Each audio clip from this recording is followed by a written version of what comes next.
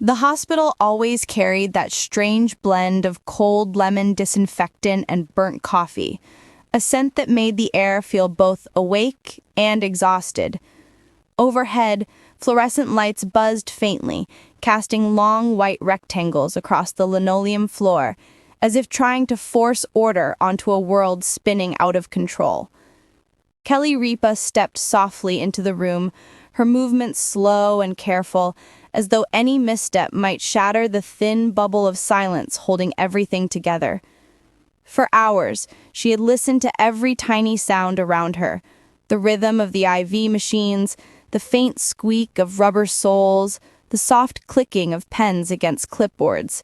But at some point, even those tiny details stopped registering. Only the steady ache in her chest remained. Mark Consuelos lay motionless in the hospital bed, a stillness that didn't belong to him. He was the man who couldn't sit still during a movie, who tapped his fingers when he was thinking, who laughed loudly when he found something funny, especially when Kelly didn't. Seeing him like this felt like being dropped into someone else's dream, or someone else's nightmare. The machines beside him hummed and beeped in slow, measured breaths, forming a mechanical lullaby that felt both protective and terrifying. Thin tubes ran across his skin like pale threads, each one connecting him to a different lifeline. The rise and fall of his chest was subtle, almost shy against the crisp white sheets. Telly lowered herself into the hard plastic chair at the foot of the bed. Her wrists throbbed from wringing her hands, mirroring the tight ache in her heart. She leaned forward, watching his face the way someone watches a sunrise, afraid to blink in case something changes.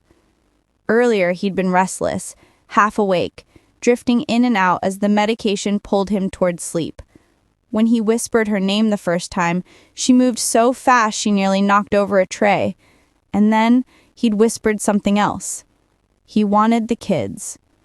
Even under sedation, even when he could barely lift his eyelids, the names of their children had floated from him like soft, fragile threads. Michael, Lola, Joaquin. Hearing him struggle to speak them felt like someone slowly unraveling her from the inside. Those names were their world, their storm, their anchor, and he wanted them here. Outside the room, the city glowed with its usual indifference. Taxis honked, people rushed, lights blinked.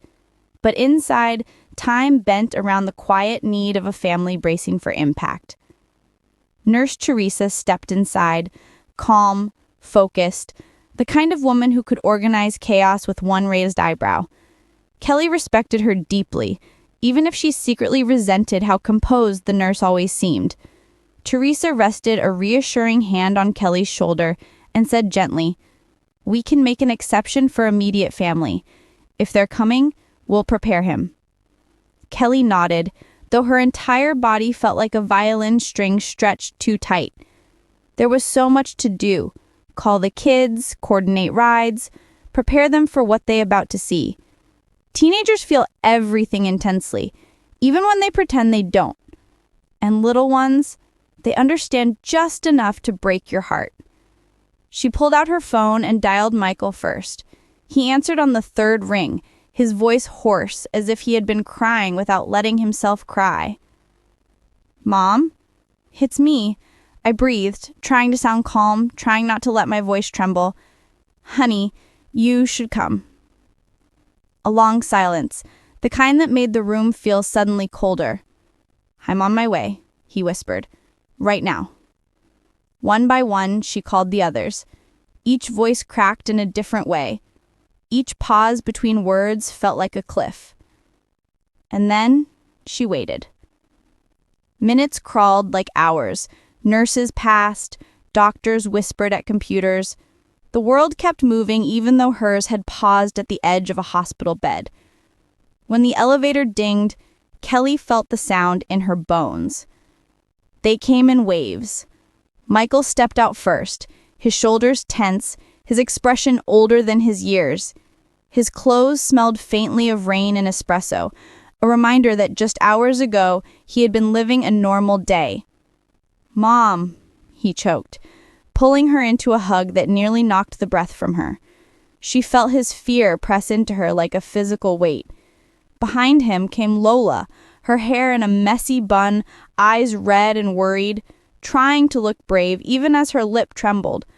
Joaquin followed, quieter than usual, his hands buried deep in his hoodie, his usual jokes nowhere in sight. And then the littlest, wide-eyed, scared, gripping their older siblings as if letting go would make the floor disappear. Kelly gathered them all close before they even reached the door.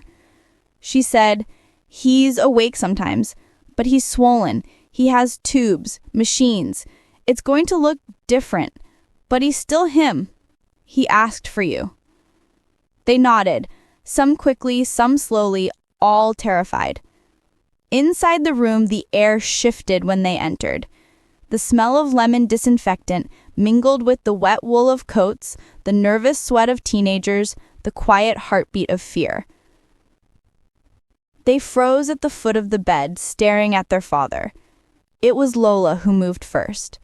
She stepped forward, her breath trembling, leaned close to Mark's hand, and touched the only part of it not hidden behind tape or wires.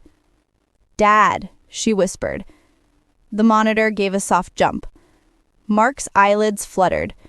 For a moment it seemed like he was swimming through fog, then his gaze landed on Lola, and the recognition, even muted, even exhausted, lit something in all of them. A tear slipped from the corner of his eye. Joaquin let out a tiny sound, somewhere between a laugh and a sob. "Dad, you look like you lost a wrestling match with a refrigerator." A joke. A shaky one, but a joke nonetheless. Mark's lips twitched, barely, but Michael enough moved to show the other side of the bed, resting a steadying hand on Mark's shin through the blankets. "We're all here, Dad." And Mark looked around the room, slowly, deliberately, counting them. Then his eyes found Kelly. If love had a physical weight, it would have filled the room right then. She stepped forward, guiding the younger children closer. "He wants all of us together," she murmured. The youngest hesitated, frightened by the machines, by the unfamiliar beeping. Kelly knelt beside them, whispering, "Touch his arm, sweetheart, just gently. He'll feel you."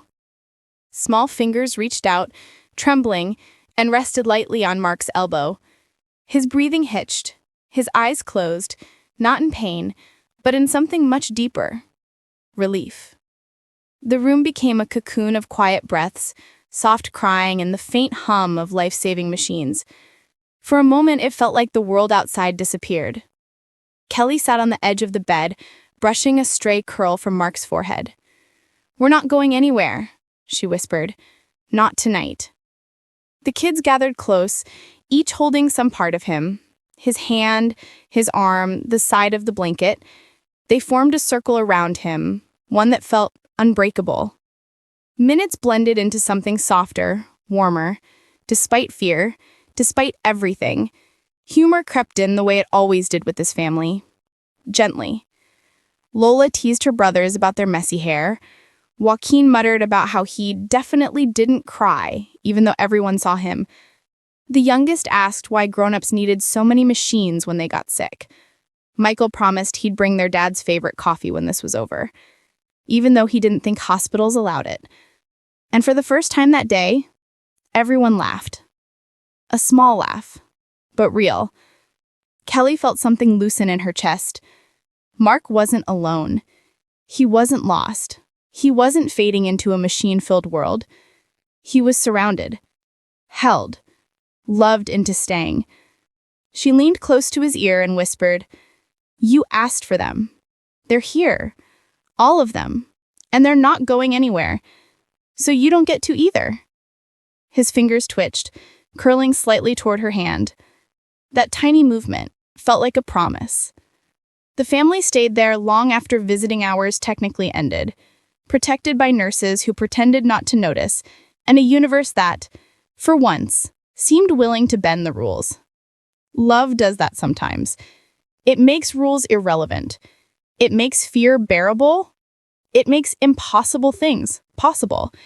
And in that small hospital room, with machines humming, lights buzzing, and a family bound tightly together, something powerful took root: hope.